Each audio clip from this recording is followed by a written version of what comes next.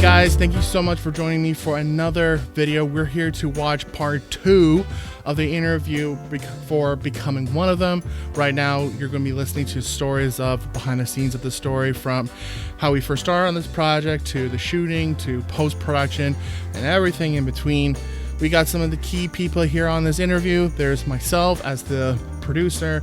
We also have the writer, Peter Schaumann. We have the director, Lyle Groniger. And we have the co-producer and assistant director, Evan Mead.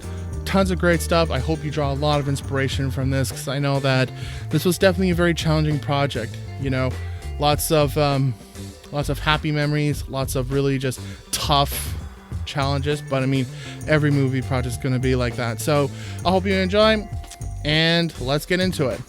Well, I mean, I still remember, like, because what happened later on. So as soon as we got the crowdfunding done, essentially there was just 6 of us at the start. So I was just mentioning this. There was myself as producer, Lyle was directing, Evan was on as assistant director, Peter was still involved, even though he was just the writer. Normally his job would be done.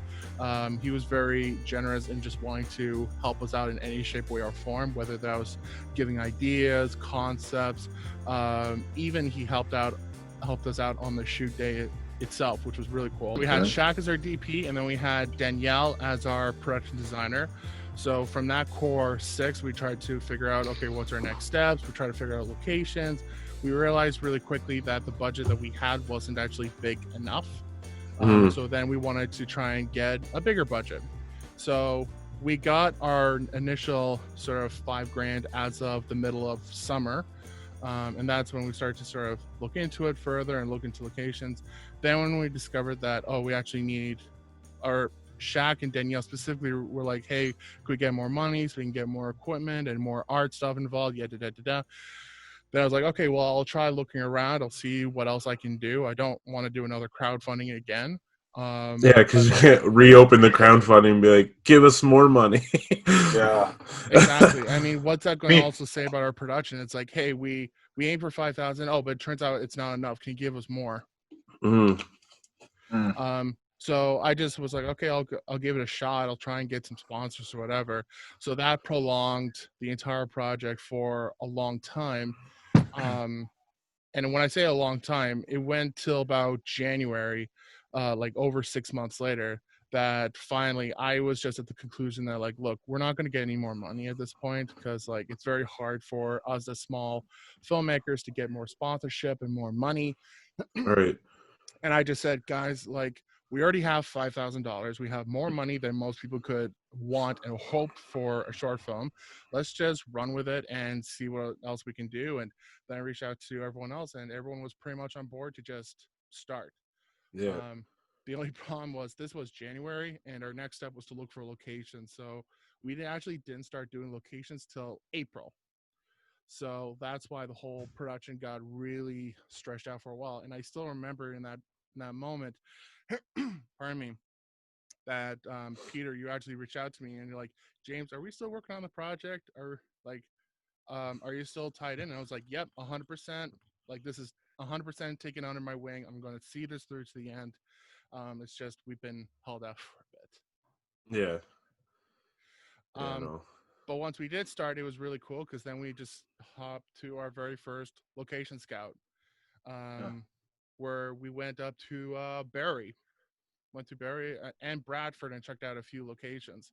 So, Evan, Lyle, do you remember the particular challenges that we were dealing with when it came to finding the right locations? Because we checked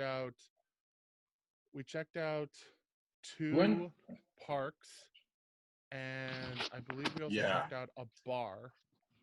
Well, yeah, we actually bars, speaking from my experience of being on set, bars are notoriously hard to come by. And I was on a crew that actually got kicked out of one bar, not because we were breaking rules, but because we chose to have our shoot weekend on the Grey Cup Saturday, and as soon as it occurred to the bar owners that they were losing business in the middle of the afternoon, they said, yeah, you guys got to leave. So we I'm were surprised they didn't know ahead of time that the game was going on though. Like that. yeah. Wow. It was logistically the biggest challenge was actually this getting the season just right to shoot this because Lyle, you and Danielle talked about this. Aesthetically, I think we all agreed that it was best to shoot in either like the summer or fall. Yeah. Yeah, May or September. we were trying to aim. Well, it wouldn't have made sense to try to get to spring because we weren't ready with pre-production yet. Mhm. But I remember Danielle specifically said that if we're too close to the middle of the summer, it's going to be too hot, and if we're too close to the middle of the fall, it's going to be too cold. So you want to get that perfect in between. I remember that. Yeah, because I just remember that our initial month was either May, and of course you said that was going to be too soon. It was way too soon, or the Mhm. other option was September. Because I mean, we're going to be shooting outdoors. We're going to have guys in makeup, zombie effects, and shooting on a very hot day was just going to make the thing much more complicated. And we lucked out because, funny enough, the weekend that we shot, day one we were outside the entire time, and it was gorgeous. It was fairly Yeah. warm, Good but it day. was still It was gorgeous. great. Good day. Day two, it got slightly rainy at times. And then day three, when we were shooting essentially in the bar the entire day, that's when it poured. Thunderstorm. Oh yeah, that's true. Yeah. So, Yeah. I mean, our timing could not have been any more perfect. Yeah. I remember. Precisely. Well, the vast majority of our locations were all indoors, and we really lucked out with that because it was cloudy on the second day of shooting, and on the third day when we had to go to the bar, it did just pour. I remember that. Mm-hmm. And shout outs to all those people that let us shoot there too. I was surprised Yeah, with the bar and the homeowners too. I was like, oh man, this is I'd like to go and way yeah, more. I'll go into more detail about that, but yeah, no, huge props to them. Like that was just incredible. Yeah. We had some super understanding people like in every facet of the production. I was so impressed. Yeah. Of course. I mean, we could not have lucked out anymore with locations. I remember when I was asking around for locations, essentially just like, hey, can we shoot in your place? um, I asked a whole bunch of bars about the possibility of this, and finally, when I found the location that we shot at, which was Grillicious, they were quite enthusiastic about the project, and I just said to everyone's like, "Hey guys, let's just go ahead and shoot here because we actually got it." I remember the baby store, same thing. She was incredibly enthusiastic. She's like, "Oh, this is so exciting! We get to make a movie in the baby store. This is awesome." When we shot in a house, the owner of the house actually used to be an extra in different commercials and movie projects herself. So she actually Oh, gets cool. it, Yeah, understands how the I footage remember that. shoots. To answer a question you asked earlier, James, logistical challenges with locations. Mm, The indoor locations, yeah, we just established how lucky we got with them. For the park scene, which isn't it's a crucial scene, but it's not a very long scene in the movie. Uh, Getting the park just right was actually like probably the biggest locations challenge for one of the smallest scenes, oddly enough. And it also took the least amount of time to shoot there out of any of our locations. But it was the biggest challenge to find and the biggest challenge to get to on the day of. But I just remember we went to like, I want Lyle to chime in on this too, because we went to like 3 or 4 different parks mm, across the northern GTA, and we went to like a park in Barrie too. But me none too. of them was actually like a conservation area, which didn't work at all.